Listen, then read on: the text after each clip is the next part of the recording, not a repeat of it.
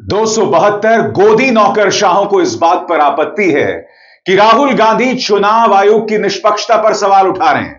उन्हें आपत्ति इस बात पर है कि राहुल गांधी न्यायपालिका की निष्पक्षता पर सवाल उठा रहे हैं और इनमें से कुछ राहुल गांधी की सोच को आतंकवादी सोच बता रहे हैं। आज इन 272 नौकरशाहों से मैं एक सवाल पूछना चाहता हूं। आप लोग कभी भी आतंकवादी हमलों में जो इंटेलिजेंस फेलियर बार बार दिखाई दे रही है, चाहे पहलगाम हो या हाल ही में दिल्ली में जो कार धमाका हुआ, उसको लेकर जो ढेरों सवाल हैं देश के गृह मंत्री पर, आप कभी वो सवाल क्यों नहीं उठाते हैं? 6 अक्टूबर को बिहार में चुनाव आचार संहिता की घोषणा हो गई थी, बावजूद इसके महिलाओं के खाते में 10,000 रुपए गए। चुनाव आयोग की निष्पक्षता पर आप सवाल क्यों नहीं उठाते हैं? इन नौकरशाहों की हालत इस प्लेकार्ड होल्डर की तरह हो गई है। आपको याद है प्रधानमंत्री नरेंद्र मोदी गुजरात गए थे, तब यह व्यक्ति आंखों में आंसू लिए प्रधानमंत्री नरेंद्र मोदी को प्लेकार्ड दिखा रहा था, जिसमें उसने प्रधानमंत्री नरेंद्र मोदी की तस्वीर बनाई थी। आपकी हालत, इन 272 नौकरशाहों की हालत इस प्लेकार्ड होल्डर की तरह हो गई है कि प्रधानमंत्री नरेंद्र मोदी, आपकी नजरे इनायत मेरी तरफ, थोड़ी देर मेरी तरफ देख लो, मैं कितनी सेवा कर रहा हूं आपकी। मैं फिर आपसे सवाल पूछना चाहता हूं, ये जो नौकरशाह हैं, कभी देश के गृह मंत्री अमित शाह पर सवाल क्यों नहीं पूछते हैं? क्योंकि इनमें से कुछ रिटायर्ड फौजी हैं, कुछ रिटायर्ड पुलिस अफसर हैं। कोई सवाल नहीं पूछ रहा है। देश के अंदर इंटेलिजेंस फेलियर की जो बयार सी आ गई है। सबसे पहले मैं आपको बताता हूं दोस्तों, खबर क्या है आपके स्क्रीन पर। जज, नौकरशाह और पूर्व राजदूतों समेत 272 हस्तियों ने राहुल गांधी को लिखा पत्र। 200 से ज्यादा सदस्यों वाले इस समूह ने कांग्रेस सांसद की तरफ से भारतीय चुनाव आयोग पर लगाए जा रहे आरोपों पर नाराजगी जाहिर की है। पत्र में कहा गया है कि राजनीतिक हताशा को छिपाने के लिए संस्थाओं को निशाना बनाया जा रहा है। पत्र में राहुल गांधी और कांग्रेस पार्टी द्वारा चुनाव आयोग जैसी संवैधानिक संस्थाओं को बदनाम करने के प्रयासों की निंदा की गई है। ये कौन कौन हैं और ये लोग क्या क्या कह रहे हैं, कुछ देर बाद। मगर सीधा सा सवाल, इन्हें आपत्ति इस बात को लेकर है कि राहुल गांधी ने चुनाव आयोग से सवाल उठाए। इनमें से कुछ लोग ये भी कह रहे हैं कि भाई न्यायपालिका पर वो सवाल उठा रहे हैं। तो मुझे बताइए ना, इसी चुनावों में हमने देखा था कि भारतीय जनता पार्टी समर्थक कई राज्यों में मतदान कर रहे हैं। ढेरों मिसाल थी, और ये तो वो मिसालें थी जो सोशल मीडिया में पोस्ट कर दी गई। यानी कि इस पूरी प्रक्रिया की निष्पक्षता पर सवाल। खुलकर अनंत सिंह 50 गाड़ियों के साथ घूम रहा था। वो तो दुलार चंद यादव की हत्या हो गई, जिसमें वो आरोपी है, तो वो गिरफ्तार कर लिया गया।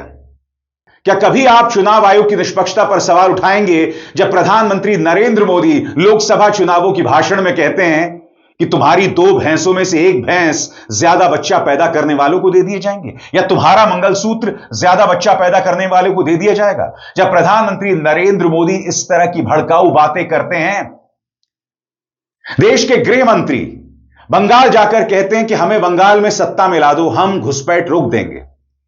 ये जो 272 लोग हैं, इनमें से कुछ रिटायर्ड पुलिस अफसर भी हैं।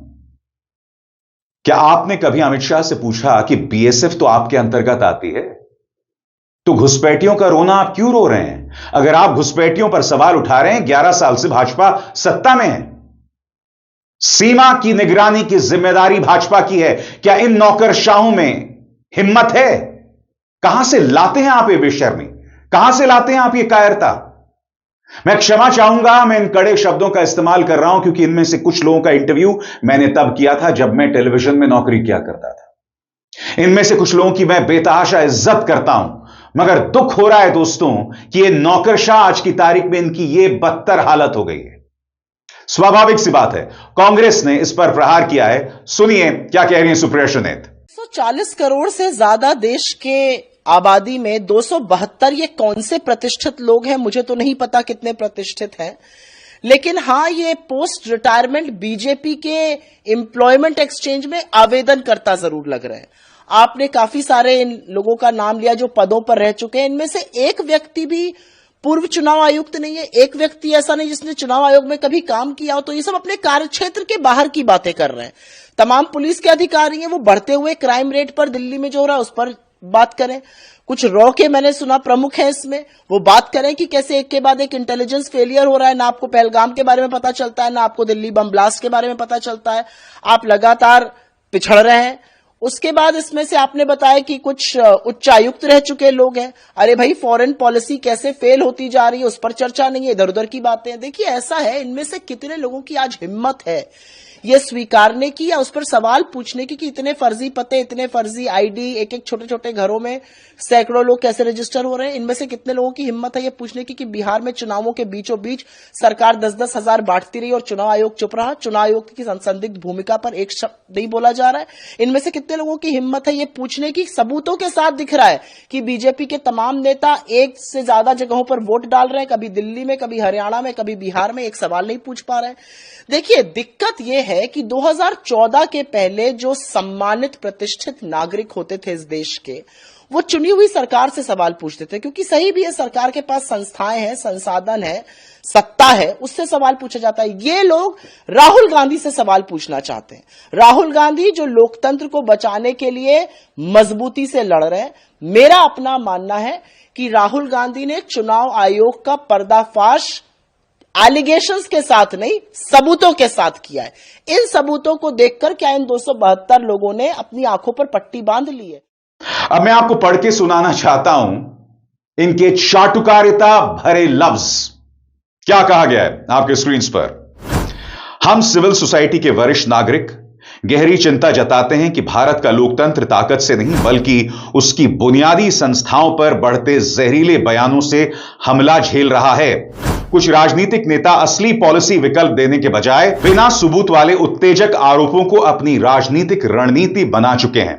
पहले उन्होंने सेना की बहादुरी और उपलब्धियों पर सवाल उठाकर सेना को निशाना बनाया, फिर न्यायपालिका की निष्पक्षता पर सवाल उठाए, संसद और संवैधानिक अधिकारियों को भी कटघरे में खड़ा किया, और अब बारी चुनाव आयोग की है, जिस पर लगातार सोचे समझे तरीके से उसकी ईमानदारी और प्रतिष्ठा पर हमला किया जा रहा है। लोकसभा में नेता विपक्ष बार बार चुनाव आयोग पर आरोप लगा रहे हैं, दावा कर रहे हैं कि उनके पास खुला और बंद सबूत है कि चुनाव आयोग वोट चोरी में शामिल है, और कह रहे हैं कि उनके पास इसका 100% सबूत है।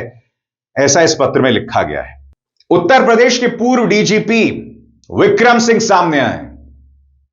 मैं इनकी बातों का कायल था दोस्तों, कई बार मैंने इनका इंटरव्यू किया था। आज इन्हें आपत्ति है।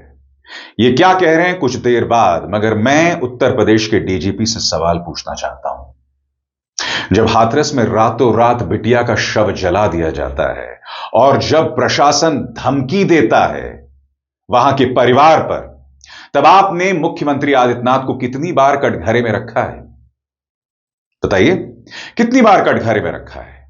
क्या वजह है कि आज आप पूरी तरह से भारतीय जनता पार्टी के समर्थन में सामने आ गए हैं, चुनाव आयोग के समर्थन में?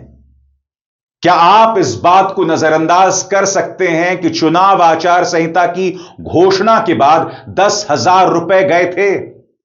एक ऐसा सवाल जिसका जवाब ज्ञानेश गुप्ता के पास नहीं है। क्या कभी आपने इस पर सवाल उठाया? ऐसा करके आप अपनी साख को धूमिल कर रहे हैं। सुनिए पूर्व डीजीपी क्या कह रहे हैं। I take the strongest exception to the business of saying that I will expose a hydrogen bomb and an atom bomb. We have the fullest and implicit faith in our judiciary, in the Election Commission and also our executive. And to raise questions on the integrity of the Election Commission and to be vindictive and say that they will be pursued even after retirement is an extremely bad taste, and it does not behove the leader of opposition to say such things. Not only the nation, but all of us stand united, and that is why the letter has been signed by us. And therefore, I would say, please be restrained in the allegations that you raise because they have no merit or substance. Thank you. इसके अलावा आपकी screen पर यह हैं जम्मू कश्मीर के पूर्व DGP SP वैद। वो कह रहे हैं कि भारत में बांग्लादेशी या रोहिंग्या को क्यों वोट करना चाहिए? वाजिब बात है, बिल्कुल नहीं करना चाहिए। मगर क्या एसपी वैद साहब बताएंगे कि जब जब यह सवाल ज्ञानेश गुप्ता से पूछा गया, इस सवाल का जवाब उनके पास नहीं था। बिहार में पूरी एसआईआर की प्रक्रिया हुई ना, कितने रोहिंग्या पकड़े गए, कितने बांग्लादेशी सामने आए, यह सवाल उठाना चाहिए। अगर वो वहां रह रहे हैं तो वो जेल में क्यों नहीं है? और खुद ज्ञानेश गुप्ता इस सवाल का जवाब क्यों नहीं देते हैं? आप क्यों इतने सालों से इज्जत जो कमाई है उसकी धज्जियां उड़ा रहे हैं?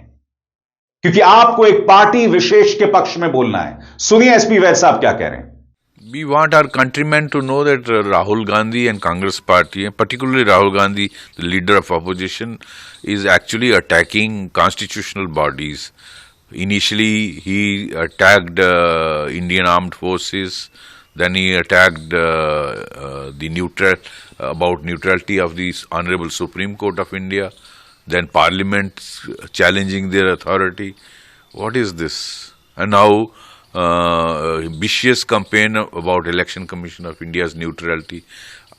If they are doing SIR, it is with the purpose of free and fair election. Those who are fraudulently who have managed election cards, they should not be voting. If they are not Indian citizens, they should not be voting in Indian election. So that is what Election Commission of India is doing. Why should it not be done? It is their mandated duty. Why should Rohingya or a Bangladeshi or any citizen of any other country other than India vote in election in India? So Rahul Gandhi launches a vicious campaign about election commission. This is not done. You are targeting constitutional bodies. It is not done. You play a constructive role. You should appreciate this. और आगे बढ़ने से पहले एक जरूरी संदेश। मेरे कार्यक्रमों के लिए आप नोटिफिकेशन का इंतजार मत कीजिए। मेरे चैनल में जाइए और खुद जाकर कार्यक्रम देखिए और रहिए अपडेटेड। और एसएन ढींगरा साहब, वो तो राहुल गांधी की सोच को आतंकवादी सोच बता रहे हैं। कितने शर्म की बात है, कितने शर्म की बात है। दोस्तों, मैंने आपको प्लाकार्ड दिखाया था। वो प्लाकार्ड लेकर एक युवा रो रहा है, आंखों में आंसू हैं, क्योंकि प्रधानमंत्री नरेंद्र मोदी की तस्वीर जो है वो दिखलाई गई है। ये कैसे होता है कि प्रधानमंत्री की हर रोड शो में ऐसे प्लाकार्ड वाले आ जाते हैं? अभी हाल ही में कोयंबटूर में थे, वहां पर भी ऐसे हुआ। मैं तस्वीरें आपको क्यों दिखा रहा हूं? क्योंकि ये जो नौकरशाह है ना, ये बदकिस्मती से इन प्लाकार्ड होल्डर्स की तरह हो गए। देखिए कोयंबटूर में क्या हुआ था, प्रधानमंत्री नरेंद्र मोदी ने यह किया था। पीछे दो बालिकाएं प्ले कार्ड लेकर कब से खड़ी है, हाथ उनके थक जाएंगे। मैं सिक्योरिटी के लोगों से कहूंगा कि वो लेकर के, शायद मेरे लिए लेके आई है, वो लेकर के मुझे दे दीजिए और आपका जो कुछ भी मैसेज होगा मैं उसको बड़ी गंभीरता से लूंगा। அங்கே கூட்டத்திலே ஒரு சிறுவன் கையிலே ஒரு பதாகையை ஏந்தி கொண்டிருக்கின்றான். அந்த குழந்தையிடமிருந்து பாதுகாப்பு அமைப்பைச் சேர்ந்தவர்கள் அவர்கள் அந்த பதாகையை வாங்கிக் கொண்டு வாருங்கள்। इन नौकरशाहों की हालत शायद ऐसी ही हो गई है। अब 15 सेकंड का एक और विजुअल देखिए दोस्तों। यहां पर भी प्लाकार्ड होल्डर है, आंखों में आंसू हैं, वही कहानी दोहराई जा रही है। अब नौकरशाहों को सोचना है, इन 272 नौकरशाहों को, कि आपकी हालत भी क्या इनकी तरह हो गई है। एक छोटा बालक चित्र बना करके लाया है, कब से खड़ा है, उसके हाथ दुखते होंगे। कोई जरा इसको कलेक्ट करे, छोटा सा बालक है। शाबाश बेटे। जाहिर सी बात है, इनके तेवर को लेकर कांग्रेस उग्र है। पार्टी के नेता दीपेंद्र हुड्डा ने किस तरह से प्रहार किया है, सुना जाए। देखिए, तथ्य और प्रमाणों के साथ नेता विपक्ष राहुल गांधी जी ने देश के सामने ये बात रखी है कि चुनाव आयोग किस प्रकार से मिलीभगत भारतीय जनता पार्टी के साथ करके वोटर सूची में व्यापक गड़बड़ घोटाले करने का कार्य कर रहा है। ये हमने हरियाणा में भी धरातल पे बात देखी है। प्रश्नों का उत्तर चुनाव आयोग को देना चाहिए, लेकिन ऐसा लगता है कि कहीं ना कहीं किसी न किसी अदृश्य शक्ति की इशारे पर प्रश्न पूछे जा रहे हैं, प्रश्न उठाने वाले की। ये मैं समझता हूँ कि आज हमारे देश की प्रजातंत्र और संविधान बचाने के लिए बहुत महत्वपूर्ण है। चुनाव की प्रक्रिया निष्पक्ष हो, इस बात को लेकर जो ये सारे प्रश्न उठाए गए हैं इनका जवाब दिया जाए। मैं पहले भी कह चुका हूँ, ज्ञानेश कुमार मुख्य चुनाव आयुक्त नहीं, भाजपा के मुख्य पन्ना प्रमुख के रूप में कार्य कर रहे हैं। हरियाणा के चुनाव में जिस तरीके से इन्होंने गड़बड़ घोटाला किया था, उस बात को साबित करता। आज इन 272 नौकरशाहों से मैं एक सवाल पूछना चाहता हूं।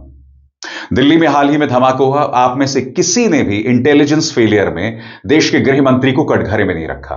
अगर रखा होगा तो कृपया बताइए।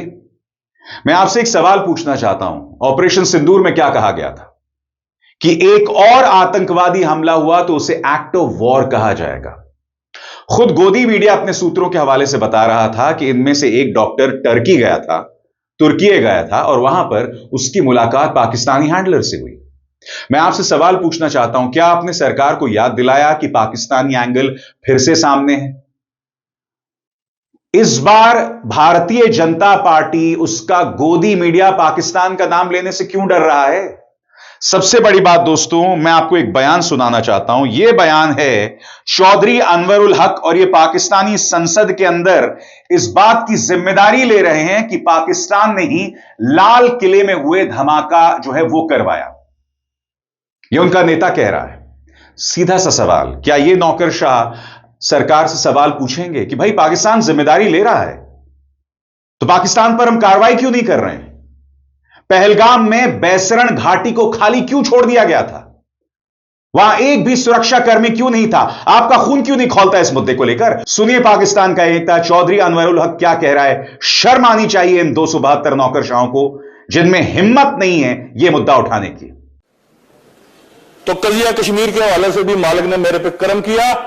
जो स्टेटस को मुझे मिला मैंने उसमें कोई कमी नहीं आने दी। इतना जरूर किया कि नरेंद्र मोदी को भी ललकारा, उसकी पूरी हुकूमत को भी ललकारा, उसकी कीमत भी दी, बोल के ये बात कही कि ये फितना खारिज नहीं है, फितना हिंदुस्तान है। इस खाकसार के पहले जुमले पर ये जुमले तब्दील हुए और रिकॉर्ड ने ये बात सुनी, तारीख ने, कि मैंने ये कहा कश्मीर हाउस में बैठ के कि अगर नहीं बाज आओगे बलूचिस्तान को ब्लीड करने से तो लाल किले से लेकर कश्मीर के जंगलों तक तुम्हें घुस के मारेंगे। और अल्लाह के फजल करम से इस गुनाहगार के लफ्जों की अल्लाह पाक ने हुर्मत रखी। कितने अफसोस की बात है ना दोस्तों, ये नौकरशाह जिनका एक लंबा चौड़ा तजुर्बा होता है, जिन्होंने प्रशासन को करीब से देखा होता है, रिटायरमेंट के बाद या तो आप खामोश रहिए, या तो आप उन पार्क्स में मॉर्निंग वॉक कीजिए, या जो आपका तजुर्बा है उसके आधार पर आपको सिस्टम को कटघरे में रखना चाहिए। आप सिस्टम को करीब से जानते हैं। आप पुलिस में रहते हुए कई बार उस सिस्टम पर सवाल नहीं खड़े कर सकते, मगर अब जबकि आप रिटायर हो गए हैं तो आपको अपने तजुर्बे से सवाल उठाने चाहिए। आपको प्रॉब्लम है कि न्यायपालिका की निष्पक्षता पर राहुल गांधी सवाल उठा रहे हैं। मैं आपके सामने कुछ तस्वीरें रखना चाहता हूं। आपके सामने पूर्व chief justice of India Chandrachud साहब, इनके घर में गणेश पूजा होती है और वो प्रधानमंत्री नरेंद्र मोदी को बुलाते हैं। नेता विपक्ष राहुल गांधी को निमंत्रण नहीं जाता है, प्रधानमंत्री नरेंद्र मोदी को बुलाते हैं। जब ये कार्यरत होते हैं, न्यायपालिका की निष्पक्षता पर सवाल होगा कि नहीं होगा? सबसे बड़ी बात, गुप्त चुनावी चंदे को खारिज कर देता है सुप्रीम कोर्ट, हटा देता है, मगर क्या उसकी जांच करवाई गई कि कहां का पैसा किधर गया? बताइए। पेगासस को लेकर खुद सुप्रीम कोर्ट कहता है कि सरकार सहयोग नहीं दे रही है, तो आपने किया क्या? चंद्रचूड़ ने कहा था कि जो सरकार एकनाथ शिंदे के नेतृत्व में बहाल हुई है वो अवैध है, आपने उसे बदस्तूर चलते रहने दिया। सबसे बड़ी बात, रंजन गोगोई रिटायरमेंट के बाद भाजपा की मदद से राज्यसभा पहुंच जाते हैं। क्या इन नौकरशाहों ने इस पर सवाल उठाया? जस्टिस अब्दुल नजीर आंध्र प्रदेश के गवर्नर बना दिए जाते हैं और कूलिंग ऑफ पीरियड भी नहीं होता है। जस्टिस अशोक भूषण एनसीएलटी के प्रमुख बना दिए जाते हैं, no cooling off period. Justice Arun Mishra प्रधानमंत्री की तारीफ करते हैं। इलाहाबाद के जज शेखर यादव यह कहते हैं कि इंसाफ संविधान के हिसाब से नहीं होगा, बहुमत की सोच के हिसाब से होगा। बार बार ये जजेस न्यायपालिका को तार तार कर रहे हैं। माननीय 272 गोदी नौकरशाह, आपका खून तब क्यों नहीं खौलता? ये सवाल हैं, ये उठाए जाएंगे, इससे आप बच नहीं सकते हैं। कितने शर्म की बात है, वाकई बहुत शर्म की बात है। मगर अफसोस की बात है कि आप पर कोई असर नहीं पड़ने वाला है, कोई असर नहीं पड़ रहा है। हर तरफ वही चाटुकारिता। आपको अंदाजा नहीं है, आपको अंदाजा नहीं है कि आप इतिहास के पन्नों में खुद को किस तरह से दर्ज कर रहे हैं। और यह बात मैं इतने दुख के साथ इसलिए कह रहा हूं क्योंकि आप में से कई लोगों की मैं इज्जत करता हूं, आप में से कई लोगों का मैंने इंटरव्यू किया था जब मैं टेलीविजन में नौकरी किया करता था। आज आपकी यह हालत हो गई है कि आपको भारतीय जनता पार्टी को परोक्ष रूप से डिफेंड करने के लिए यह हरकतें करनी पड़ रही हैं। आप ये प्लाकार्ड होल्डर की तरह हो गए हैं। आपकी आंखों में आंसू हैं कि मोदी जी हमारी तरफ भी देख लो। शर्म मगर आपको आती नहीं। अभिसार शर्मा को दीजिए इजाजत। नमस्कार।